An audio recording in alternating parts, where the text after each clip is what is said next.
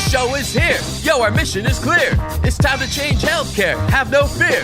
Today is the day. This is the hour. Together, you know we've got the power. Drop the silos. We're all the same team. Experience, business, tech, and marketing. How can anyone be satisfied with the way things have always been? Yeah, we've tried. So join us now. Join the revolution. Consumer first health is the evolution. Status quo, more like status no. Yeah, this is the healthcare rap. Y'all, come on, let's go. New choices, new platforms, new care models. In the healthcare of tomorrow, consumers win. But who will design it? What will it look like? And how long will it take? We're here to answer those questions with some provocative thinking about how to create the healthcare that people actually want. Ready to roll up your sleeves, look at the world a little differently, and explore the frontiers of consumer health together? Join us. This is the Healthcare Wrap. Welcome back. I'm Jared Johnson from Shift Forward Health, and here's what's going to go down today. We have the Flava of the week about Apple's reported new health coaching service. How does their new service work? And can we change the narrative to encourage more innovation that includes prevention? I'll talk about that. Then we welcome Sam Seering back to the show to dive deep on Epic's recent announcement about partnering with Microsoft to integrate generative AI into its EHR for the first time. In this exclusive interview, Sam dives deep into what this development could mean for consumers, as well as some use cases that could make healthcare marketers very happy. It's time to dive right in. Are you ready? Let's go.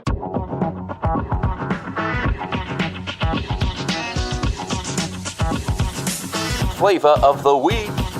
Apple continues to remind us that there's more to our health than just sick care. Their latest reported venture in health is a plan to offer an AI-powered health coaching service. According to Bloomberg, Apple is developing the coaching service to help users stay motivated to exercise, improve their eating habits, and sleep better. The idea is to use AI and information from a user's Apple Watch to develop coaching programs specially tailored for them. As with Apple's other services, the health coaching service is expected to have a monthly fee. The service is planned for next year, but they also say it could be postponed or shelved altogether. Interestingly, the same article says that Apple is working on technology for tracking emotions and plans to roll out an iPad version of the iPhone Health app this year. Apple's Health app will be getting tools for tracking emotions and managing vision conditions such as nearsightedness. The launch version of the emotion tracker will allow users to log their mood, answer questions about their day, and compare their results over time. In the future, Apple reportedly hopes the mood tracker will be able to use algorithms to understand a user's mood based on their speech, text, and other data. Now, the headline for me isn't necessarily these new services, although it's interesting to consider the benefits of integrating them within existing hardware such as Apple Watches and iPads. But I also think it's good to periodically come up for air and lift our eyes above the day-to-day complexities of the sick care system to see what's possible. I'm hearing executives at every level and every type of organization discuss the move to health, moving beyond treatment toward true whole-person health and wellness. There's a short-sighted belief out there that there's no money in prevention, that the only worthwhile innovation is to find new ways to treat us once we're sick. But I've heard personally from executives in health systems across the country that they want to innovate in ways that are good for both their bottom line and our overall health and well-being. That's why they're exploring value-based care, hospital-sponsored health plans, and coaching services of their own. And that's why we profile consumer disruptors on this show, to tell their story. To the innovators and changemakers out there, let's find ways to tell this story bigger, faster, and louder so we can steer more leaders and dollars towards innovations that include prevention. That's another way that we'll build the healthcare of tomorrow. And that's the Flava of the week.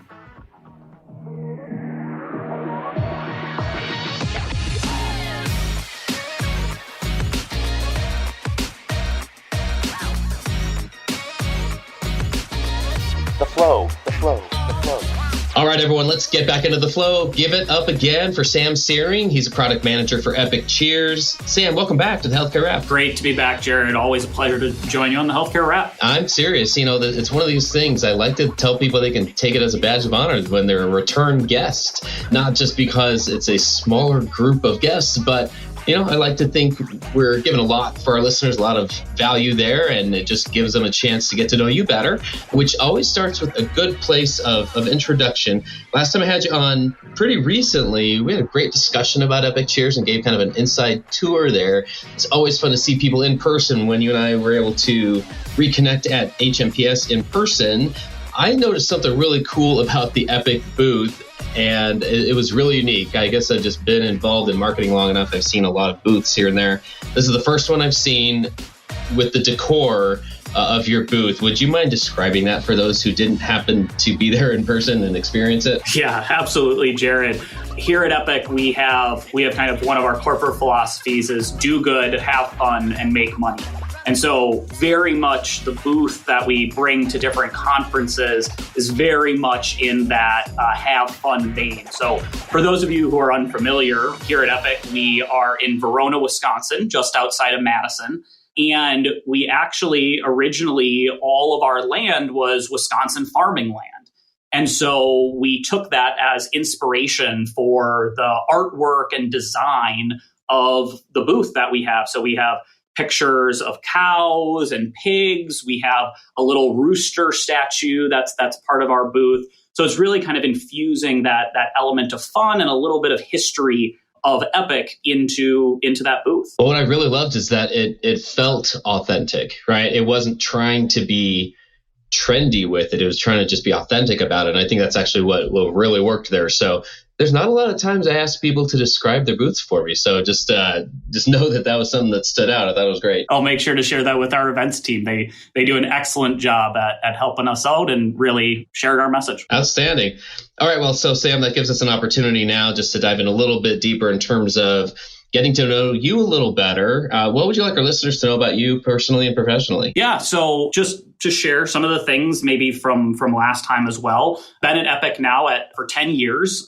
Started off working in our analytics division, helping organizations get value out of their data. And I had the pleasure at that time to start getting to work on patient experience. And so that's what led me now into my work at CRM here at Epic, where I work across all of our different teams, from research and development to quality assurance to implementation to ongoing technical support, to make sure that our community members are as successful as possible, maintaining and building their relationships with their patient populations using our CRM capabilities.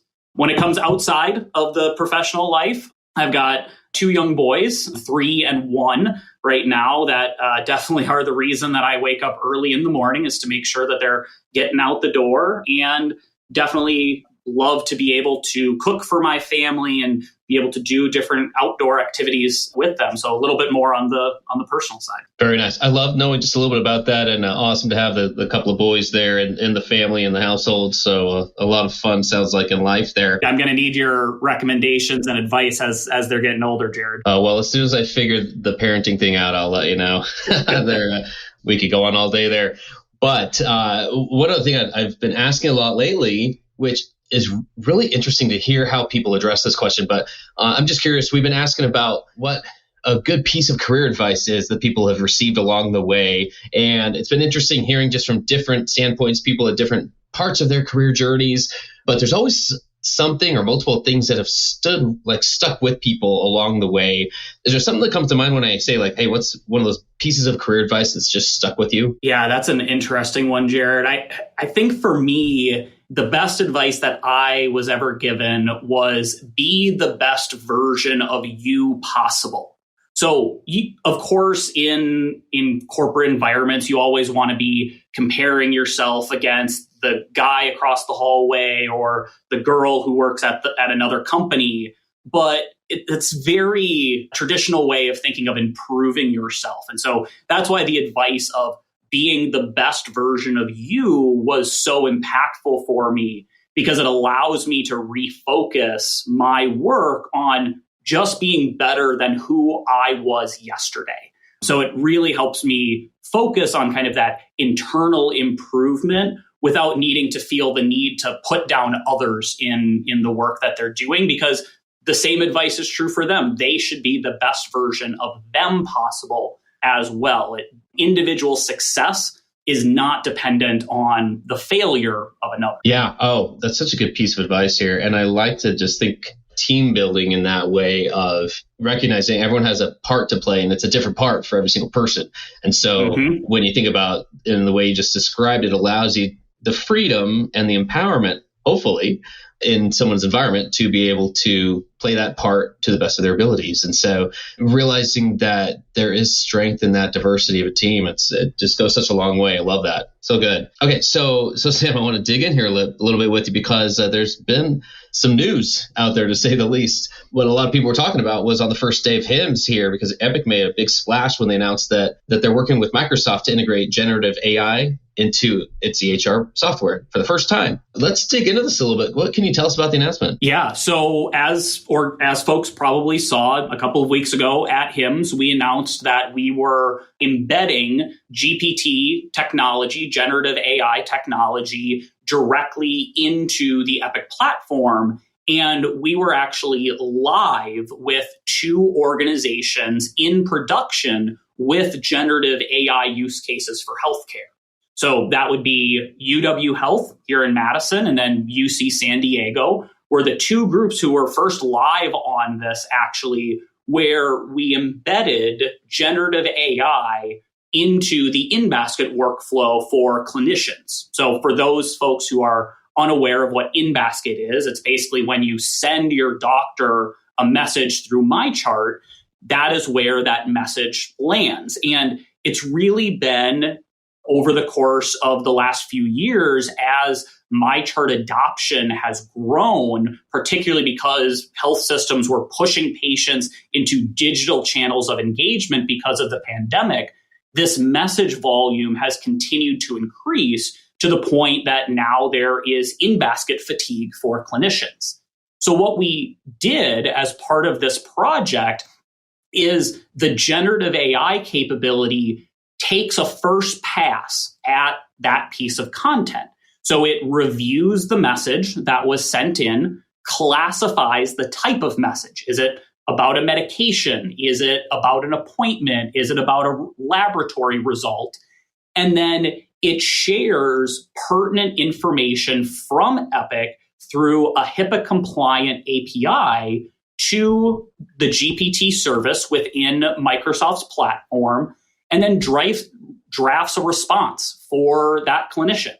And that's actually where the generative AI stops, because one of our principles of deploying this generative AI ethically is making sure that a human being always has the chance to review and confirm the message and the content before sending it. Because as folks know that have been tracking this generative AI space, these models sometimes have a propensity of creating false information, or what's known in the industry as hallucinating some pieces of information. And so it was a core tenet for us that a clinician, the person who's actually going to be responding back to the patient, actually is reviewing the content before sending it out. So how is that different than, I think some of it's probably obvious, but how is that different than the process historically in terms of not having a tool to make any of the process easier? Sure. So historically, what doctors needed to do when a message got delivered to their in-basket is they needed to first review the message and then go into the patient's record. So if it's a questions about medications, going into the patient's record to review, are they currently on that medication? How long have they been on the medication? What condition are they actually treating with that medication? And then absorb all of that information, go back, and then write the response back to the individual. Now, the system, the generative AI and the Epic system are doing all of that review process, removing that honestly administrative burden from the clinician and drafting that response for them, saving that time in the first place. The interesting thing as well, there was actually a study in JAMA just here recently that analyzed medical advice, both from that was provided by a clinician and then provided by ChatGPT is what they used for this study. And they were reviewing Reddit questions, not in-basket questions, but it's an interesting corollary. And they actually found that through a blind panel review process, that ChatGPT was more empathetic to the individuals when they were responding to the question that they have. And so it's interesting, there might be other ways to infuse a better patient experience through providing that draft response, because the doctor may not have time, even though they want to be empathetic, they may not take the time to actually write that out. Whereas if a draft is provided for them, they don't need to spend that time. That information is already there for them. Stay tuned for more provocative thinking after the break. Consumer demands, disruptive technologies, and AI are shaping healthcare for years to come. On the Hello Healthcare podcast, we dive deep on these issues with leaders who are driving change. These stories will inspire you to create and demand a better future in healthcare. Learn more at hellohealthcare.com. And now, back to the show.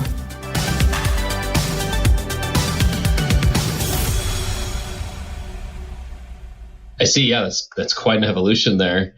Well, I know we like to look at headlines like this, big announcements, through the consumer's lens as well. But what do you think this development means for consumers? Especially, we can just use that same use case of in-basket messages, which ends up answering, that's engagement with a patient or consumer at the end of the day. What do you think this development could mean for consumers who are out there asking for an easier experience? They just want everything to be a little simpler in how they engage with the health system. What are the possibilities here? I mean, I think it's just simply going to make that experience for the clinician, in taking the in-basket example here, it's going to be making it easier for them to actually get through the volume so that patients can get a quick response to whatever sort of clinical need that they might have. Now, of course, we work with our community members to try to automate or provide self-service options for these capabilities as much as possible. But at the end of the day, sometimes it just requires a clinician to do it. And so if we can speed up that process and that patient, that consumer, can get a quicker response and then have that peace of mind of whatever that response is, that's where I see that benefit of having a more pro-consumer first approach to providing that messaging. Well, I'm going to support that. I think any step in this direction is a good one. And I think being able to sit here and say, like, that's the goal, that's part of this. Ideally, this also makes life easier for the clinician. I mean, that's always the goal here, right? I've known occasionally there's some pushback when we say, how are we putting consumers' needs first? Because there's just this knee-jerk reaction sometimes of clinicians saying, well, does that mean my needs come last? And absolutely not. The goal here is to make the healthcare experience easier for consumers without making it harder for anyone else, including clinical teams. And so there is that sweet spot. It's just not talked about as much. And so, I feel like this is moving in that direction towards that sweet spot, making it ideally easier for the clinician as well, for the care team. So I think it's fantastic there, because that's what we're looking for. We're looking for just more steps in this direction. So I think it's great. Another audience that we talk about a lot here is marketers, and I think there are major implications there as well. What do you think here? I feel like this is like a blue ocean here. This is a whole new realm of possibilities. Are there any use cases that could benefit marketers that you could talk us through? There's a lot kind of in this space, Jared. You're definitely right. This is kind of a new greenfield moment for us as an industry to really take a leap forward and, quite honestly, align with what marketers outside of healthcare are grappling with as well. It's the same greenfield opportunity that they're dealing with. And there definitely are use cases that we're thinking about here at Epic of how marketers will be able to use generative AI to their benefit as well.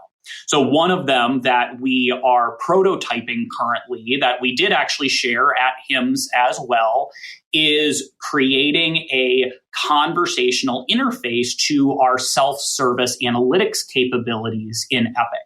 Now, that may not sound like something that a marketer would immediately want to do, because maybe it's more of a clinician wanting to have those conversations, or a revenue cycle leader wanting to have those conversations with the data.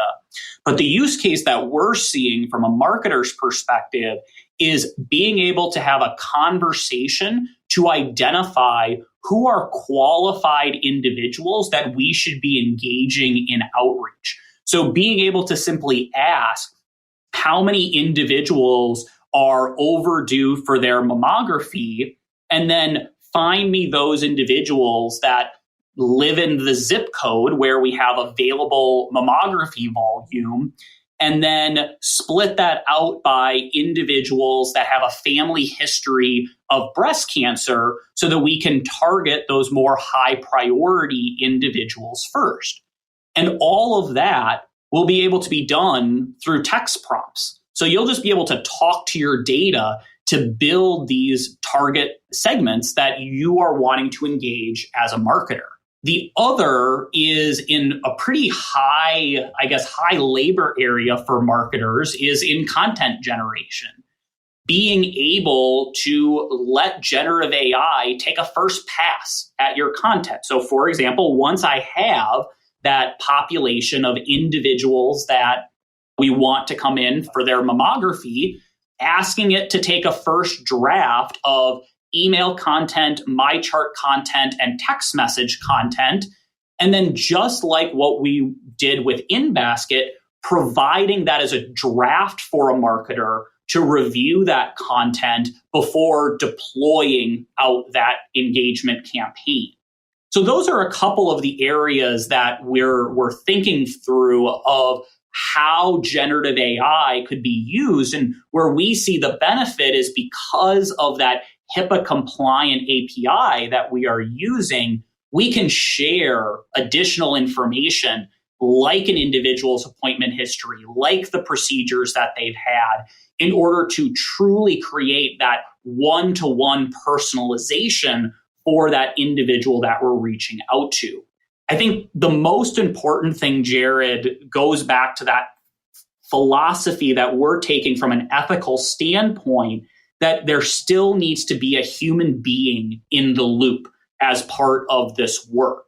And so that's why we're not just going to deploy a campaign with generative messaging straight out the door. We want to provide that opportunity for that marketer in order to actually review, make sure that it aligns with the brand messaging before then sharing that with their target population. Well, I love that. It feels like it expands the menu, if you will, of ways that generative AI can benefit consumers at the end of the day. And if that happens in the background, for instance, and in ways that they don't even know, all they know is that they're getting responded to in a more timely manner, for instance, or just it's easier to get something happening, seeing some outreach come to them that they hadn't gotten before, that's being created in a way that, if it's in the background, quite frankly, I think that's even more exciting, because that's part of it, the consumer experience evolution, if you will, in other organizations outside of healthcare, is that there's actually not a focus on it. They're not marketing the fact that here's how we've built this. All they know is that like this experience is better. And so that's what the end user, the consumer, the patient ultimately cares about. And I think that's just a perfect example there. What excites you the most about using new technologies like this in healthcare and their possibilities? Boy, there's so many, Jared. I would personally say there's the adage of in healthcare of practicing at the top of your license. And most of the time that's talking about nurses on the floor in the hospital or doctors in the exam room. But marketers also have a top of their license. There is a skill set, but sometimes there are administrative tasks like copywriting, for example, that just have to get done. And so if we can use a tool like generative AI in order to alleviate some of those lower level tasks, it allows marketers to elevate themselves, to be thinking more strategically for the organization in order to do things like guide conversations on creating a true consumer-first healthcare experience, because that day-to-day work is now being elevated using that generative AI capability. So that's where I am really most excited about this, is that it's going to enable folks to do more and to be able to do the harder and more strategic things that is necessary to actually drive the consumer transformation that we all want to see in healthcare. And to your point, Jared, that you were talking about earlier, I really like to think of consumer transformation. The end state is creating magical consumer experiences. And some of the best pieces of magic that you think about, you're just in awe of the experience, but you had no clue how the magician actually did that trick. You just know that you were entertained and you had a great experience. I think the same could be true here, is that the technology should just be in the background. It should just be creating these magical experiences, and that the consumer, that the patient, doesn't need to know what actually happened to make that magical experience a reality. I agree. What about the flip side of that? What do you think are some of the greatest challenges with implementing these technologies? I think it's going to be kind of on the other side of it is some groups have built themselves as this specific job function that generative AI is only going to continue to get better and better and better at. And so it's making sure that we bring along those people, because AI is not going to replace people. People who use AI are going to replace people who do not use AI. And so it's making sure that we're bringing these folks along so that they're also receiving the benefits of these new capabilities. And I think the other side of it is what kind of I already discussed, is that we want to make sure that we are deploying these tools in the right places so that we're not creating misinformed interactions. We don't want to be providing poor medical advice to an individual because a generative AI model hallucinated information because it doesn't actually know the truth at the end of the day. And so it's making sure that as a collective industry, we are being deliberate where we are rolling out these capabilities so it doesn't negatively impact that patient care experience. Well, I can't wait for one to see the QA processes evolve to account for all of the things that can happen within and without the guardrails happening. Again, I just liken it to the process of getting healthcare organizations set up on social media for the first time. And this was 10, 12, 15 years ago. And that was quite a process. The policies and guidelines were just tedious to come up with. It's funny. It's almost meta, like now thinking of being able to use ChatGPT, for instance, to create the guidelines and do the writing of the policy, at least take a first pass at it. That would be so meta. But I digress.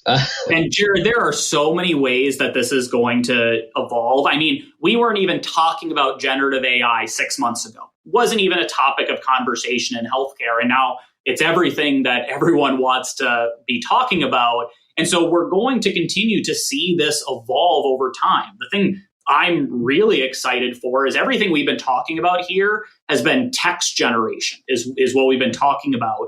But I think that the evolution that we're seeing in image generation and the kind of just budding capabilities in video generation is going to have massive implications, maybe not this year, but over the next 5 years of how marketing departments are thinking about how they're building their content and how they're connecting with consumers. Ooh, yeah, great thing to think about.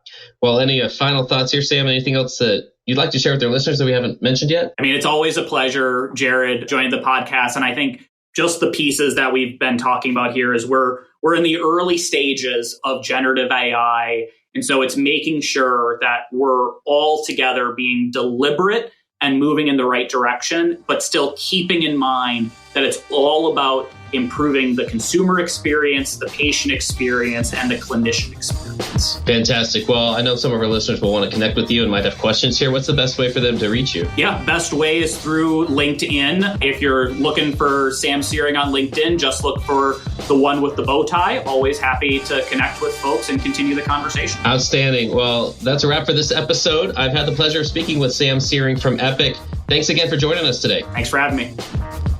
Thanks for tuning in. If you like what you heard, please spread the word. Tell your colleagues to tune in for all the awesomeness, then leave a review on Apple, Spotify, or wherever you listen. This show is produced by Shift Forward Health, the channel for changemakers. Subscribe to Shift Forward Health on your favorite podcast app, and you'll be subscribed to our entire library of shows. See our full lineup at shiftforwardhealth.com. One subscription, all the podcasts you need, and it's all for free.